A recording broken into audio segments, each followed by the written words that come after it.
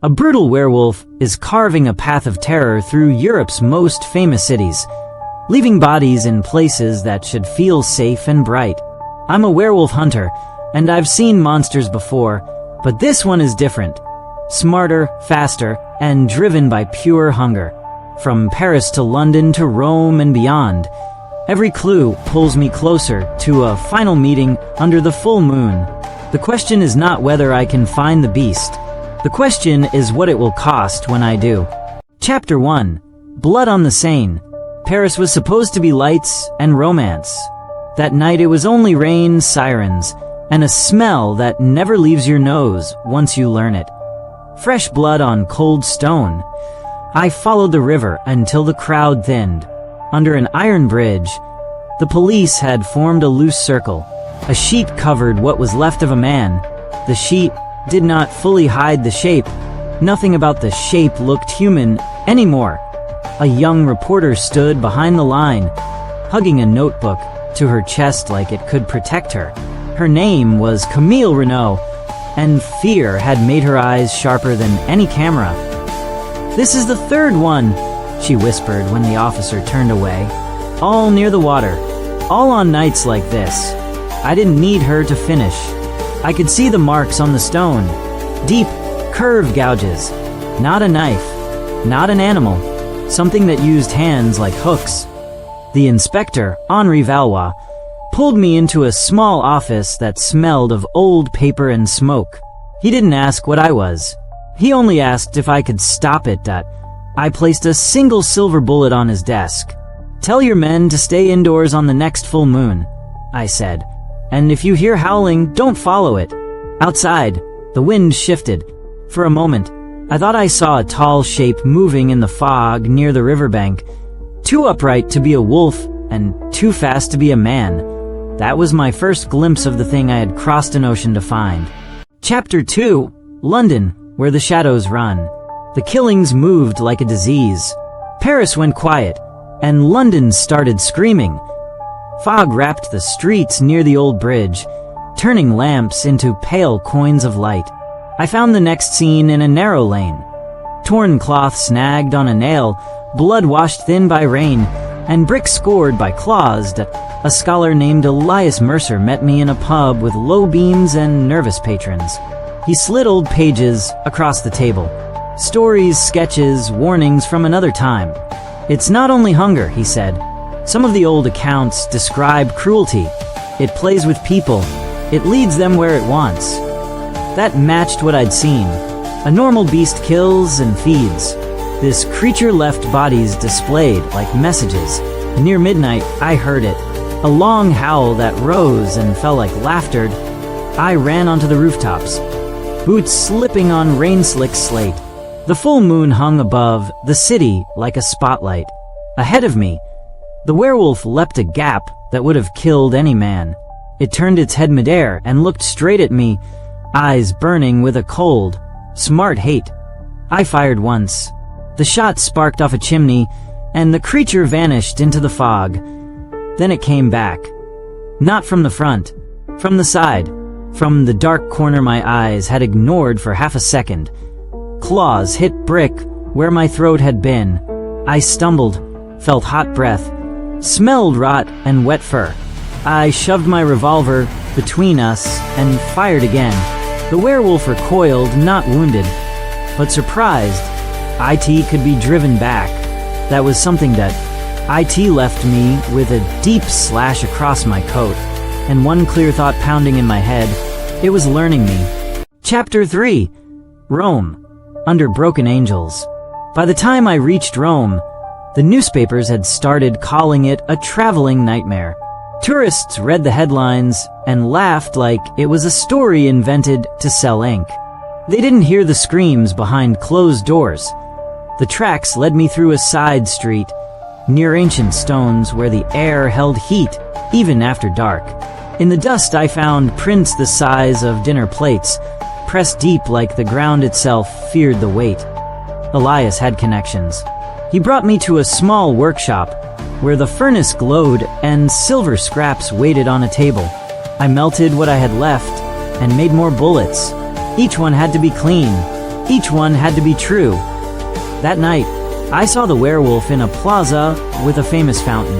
The water shivered as if the creature's presence changed the air.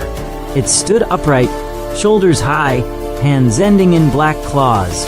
Blood shone wet along its fingers. It didn't run. It didn't need to dut. We faced each other across open stone.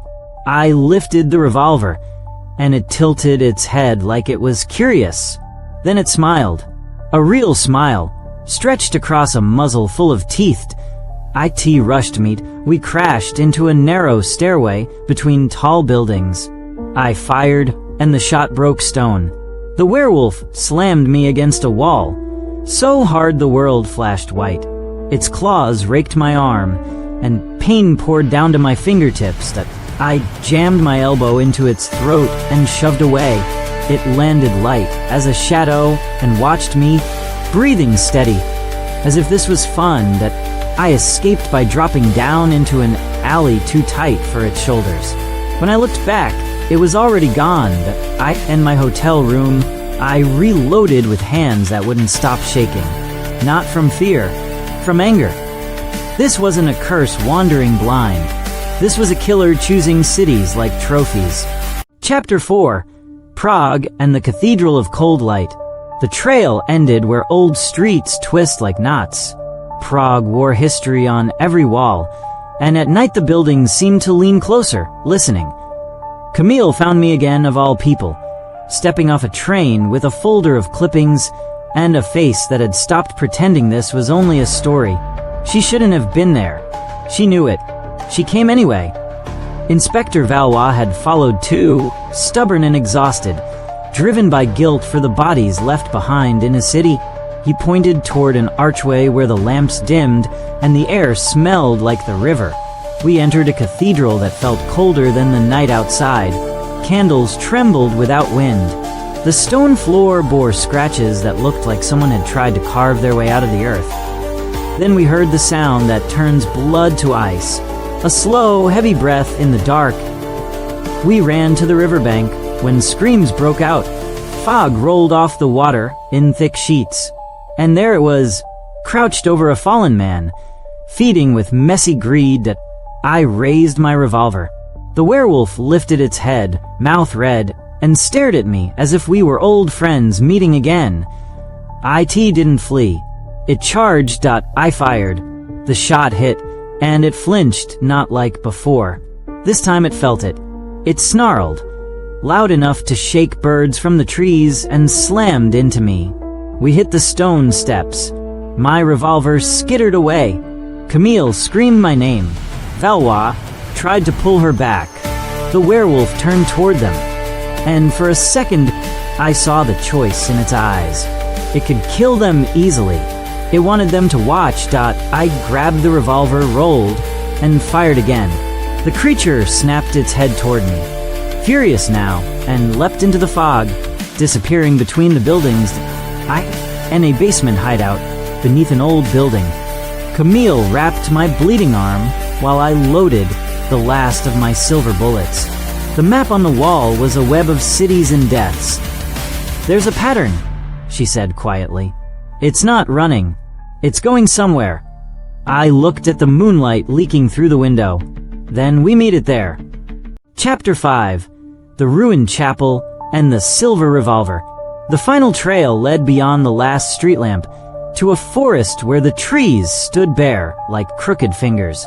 Fog clung low to the mud. Bones lay near a tree, cleaned too well. Elias came with a lantern, though I told him not to. He said some stories end better when someone bears witness. Camille stayed back at the forest edge, eyes shining with fear and stubborn hope. We found the ruin just before midnight. A stone chapel with a collapsed roof and broken pews. Moonlight poured through the open top, turning dust into drifting stars. The werewolf waited inside. It stood among old stains and torn cloth, as if it had made the place a nest. Its eyes tracked every small movement. Its mouth curled with the same cruel amusement I'd seen in Rome. I stepped into the doorway and raised my revolver. The creature rushed me, faster than thought. Claws flashed. I felt the air move where my face had been. I fired once and hit stone. The second shot grazed fur, and the werewolf roared, not in fear, but in rage at being touched. It slammed me onto the cracked floor. Its weight crushed the breath from my chest. Teeth snapped inches from my throat. I forced the revolver up between us. Barrel pressed into its ribs. The werewolf froze, eyes widening, sensing what the metal meant. I pulled the trigger. The silver shot hit deep. The creature shrieked, a sound that didn't belong to any living throat. It stumbled back into the moonlight, dark blood spilling onto old stones. It tried to rise again. Pride or hate, I couldn't tell. Maybe both. I followed into the clearing behind the chapel, where fog rolled across flattened grass. The full moon hung huge overhead, bright enough to show every tremor in my hands. I aimed carefully this time. No panic, no waste. The revolver bucked. Silver did what silver was made to do. The werewolf's strength broke like a snapped chain. It collapsed into the wet grass, twitching once, then going still. The forest held its breath, and then, at last, the night grew quiet. At dawn, I sat on a fallen log with the empty casings at my feet. Camille stood in the distance, watching the ruined chapel like it might move. Elias lowered his lantern, face pale. Europe would wake up and read new headlines. They would argue about what really happened. Some would call it a wild animal. Some would call it a madman. I knew the truth.